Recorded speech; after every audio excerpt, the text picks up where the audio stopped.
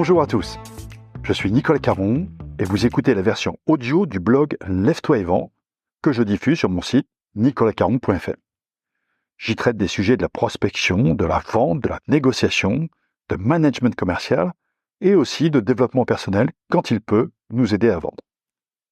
Je vous souhaite une bonne écoute et la plus belle réussite commerciale possible. Aujourd'hui, un article de management commercial ou d'efficacité commerciale. À vous de choisir. Son titre, livraison d'une voiture, est-ce vraiment la fin du cycle de vente?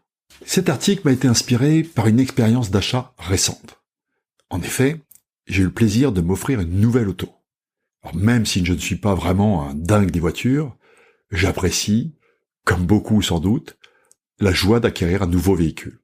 Après une expérience d'achat excellente, avec un vendeur très sympathique, le jour de la livraison est arrivé. Et là, douche froide.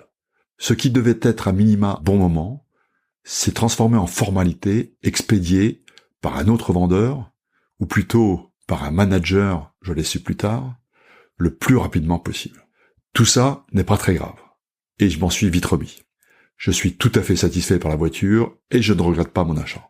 Mais tout de même, après quelques jours de réflexion, je suis encore surpris par cette négligence vis-à-vis de la livraison d'une voiture neuve, qui devrait être une étape de la vente aussi soignée que les précédentes, et se transformer ainsi en formidable tremplin pour la suite.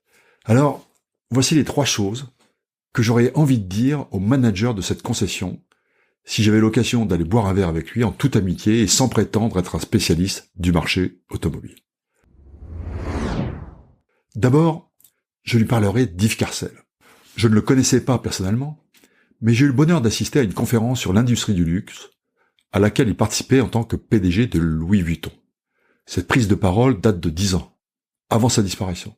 Mais je me souviens encore de ce personnage au discours aussi simple, direct et clair que sa marque est prestigieuse. À la question « Qu'est-ce qui caractérise la vente des produits de luxe ?», Yves Carcel nous avait répondu 2 choses. C'est un supplément d'émotion. L'émotion qu'on ressent quand on offre ou quand on reçoit en cadeau un objet dit de luxe. C'est ce qui le différencie des autres objets.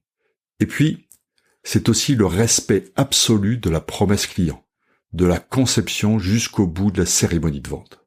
Et si le manager de cette concession automobile me répondait « Oui, ok, mais nous ne sommes pas chez Louis Vuitton », je lui dirais « S'inspirer des meilleurs et viser l'excellence est une meilleure pratique que de chercher des excuses. » Beaucoup d'entreprises ont des promesses clients très séduisantes.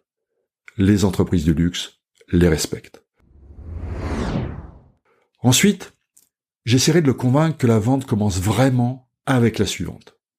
Même si je n'ai jamais vendu de voiture, j'ai quand même l'impression que le métier de commercial dans le secteur automobile consiste pour l'essentiel à recevoir des acheteurs potentiels déjà convaincus par un modèle ou hésitant entre 2 ou 3 marques. La tâche du vendeur consiste alors à concrétiser une décision bien avancée et compléter l'achat du véhicule par le plus de services et de périphériques possible. C'est déjà pas mal, certes. Mais les meilleurs vendeurs se contentent-ils vraiment de cela ? Ma conviction est que dans ce secteur, comme dans beaucoup d'autres, on confond encore trop souvent prise de commande et développement commercial. Ainsi, je tenterai de pousser ce manager à rappeler à ses vendeurs que le véritable objectif est la deuxième vente. La deuxième vente qui sera faite auprès de ce client en particulier pour sa voiture suivante, ou celle qui sera faite auprès de ses amis à qui il aura vanté l'excellence de son expérience d'achat. Quand on fait du commerce, il est facile de faire venir les gens une fois, mais ce qui compte vraiment, c'est qu'ils aient envie de revenir une seconde fois. Enfin, je lui rappellerai que suivre son client, dans la durée, n'est pas une faute lourde. Pour atteindre l'objectif de la deuxième vente, ce qui se passe pendant l'expérience d'achat est important, certes, mais sans doute pas suffisant.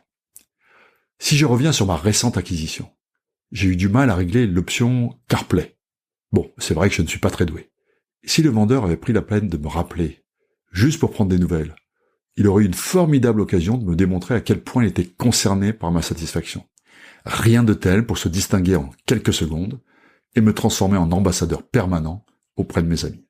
Et si le manager de cette concession me demandait Oui, mais je ne peux pas leur demander ça aux vendeurs. Ils n'ont pas le temps. Eh bien, je lui dirai que comme partout, les meilleurs sont toujours ceux qui font ce que les autres n'ont pas le temps de faire. Je vais en rester là sur cette expérience d'achat automobile, en précisant bien sûr que je m'appuie là sur un cas particulier et qu'il ne faut pas le généraliser abusivement. Différentes concessions peuvent organiser les livraisons différemment, et ce qui s'est passé dans cette concession en particulier était peut-être exceptionnel. En revanche, je pense qu'on pourrait sans doute généraliser les 3 suggestions précédentes à la majorité des secteurs d'activité.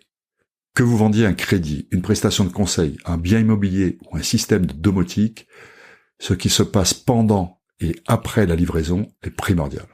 De nombreux vendeurs sont encore formés à la conclusion de la vente. Parler de conclusion, alors qu'on vient d'obtenir la confiance de son interlocuteur, est quand même un peu stupide, non? Il ne s'agit pas de conclure, mais de commencer, de construire, de développer, d'enrichir une relation, pour qu'elle dure, pour qu'elle soit la plus satisfaisante possible pour les 2 parties. C'est d'ailleurs pour ça que j'ai intitulé une des parties de ma conférence Lève-toi et vends, arrête de conclure. Bref, la livraison devrait être le commencement, certainement pas la fin. Voilà. Quels que soient vos secteurs d'activité, je vous souhaite de faire de vos livraisons les meilleurs tremplins de prospection possible. Et voilà, c'est tout pour aujourd'hui. Si vous voulez en savoir plus sur mes livres ou sur mes conférences, rendez-vous sur nicolascaron.fr. D'ici là, bon business à tous.